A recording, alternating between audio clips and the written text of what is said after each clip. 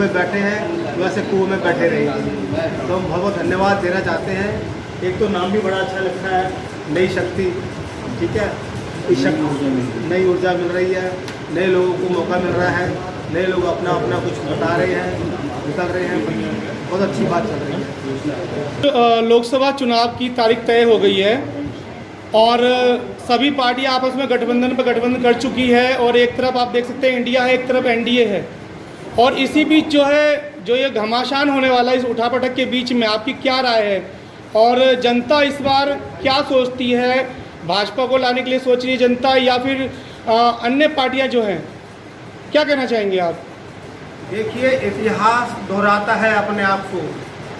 पहले बीजेपी थी, कांग्रेस थी, उन्होंने जो भी अपनी अनियमितता करी है पूरे देश में, चाहे वो संवैधानिक हो, चाहे पॉलिटिकल हो, चाहे फाइनेंशियली हो, चाहे सामाजिक हो, वो सब लोग जानते हैं कि उन्होंने क्या क्या किया और कैसे हमारे वोटरों को बेवकूफ़ बनाया। अब जो नई लहर आने वाली है वो निर्दलीय की आने वाली है, क्योंकि वोटरों को उन पर कोई विश्वास नहीं रह गया है।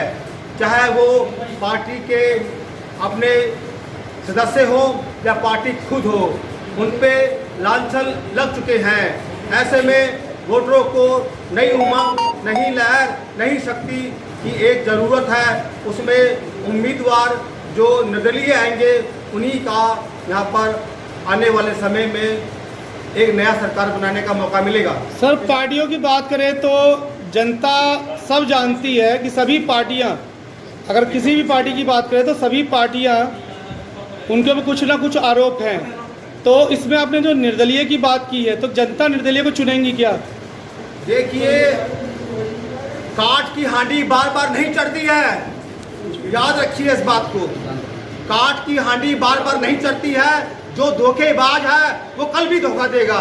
जिसने आज धोखा दिया है वो कल भी धोखा दियागा।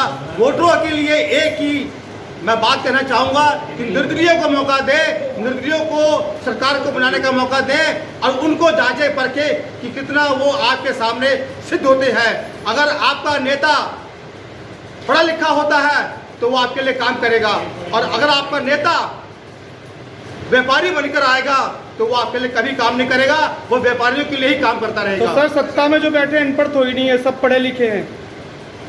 जो सत्ता में बैठे हैं सब पढ़े लिखे हैं, अनपढ़ तो कोई नहीं है। तो फिर काहे को बेवकूफ़ी होती है? आप बताइए, आप पत्रकार हैं। सर, जनता चुन के ला रही है, जनता चुन के ला रही है। अगर किसी पार्टी को सत्ता में बिठाया गया तो जनता चुन के लाई है। जनता से मेरा निवेदन ये है कि जो वोटर है वो अपने संज्ञान ले, अपनी ताकत को पहचाने कि मैं क्या हूँ, मेरी क्या शक्ति है, मेरा क्या परिवार है, मुझे क्या देश है, मुझे उसके बारे में जानना चाहिए। वोटर को पता होना चाहिए कि मुझे किसको चुनना चाहिए, किसको नहीं चुनना चाहिए। अब वोटर ही हमारा सबसे बड़ा राम है, वोटर ही हमारा सबसे बड़ा राम राज्य लेके आएगा। हम लेके नहीं आएंगे, वोटर ही को राम राज्य लेके आना है। भारतीय जनता पार्टी की आंधी चल रही है और आप निर्दलीय प्रत्याशी के रूप में मैदान में, क्या लगता है जनता आपके सपोर्ट में रहेगी? क्योंकि मोदी की लोकप्रियता बहुत ज्यादा है। लोकप्रियता जो होती है वो दिल में होती है, अखबारों में नहीं होती, टीवी में नहीं होती, न्यूज़पेपर में नहीं होती। अगर आपको लोकप्रियता, तो ऐसे वो 400 पार का नारा दे रहे हैं।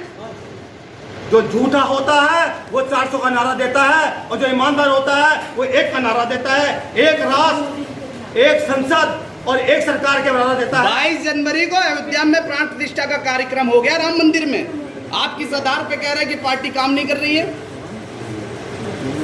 राम का जो राज्य होता है, राम का जो अभिषेक होता है, ये हमारे धार्मिक एक स्थिति के ऊपर होता है, धार्मिक एक चीज के ऊपर होता है, ये पॉलिटिकल नहीं होता है। इसका हमें मान सम्मान करना चाहिए।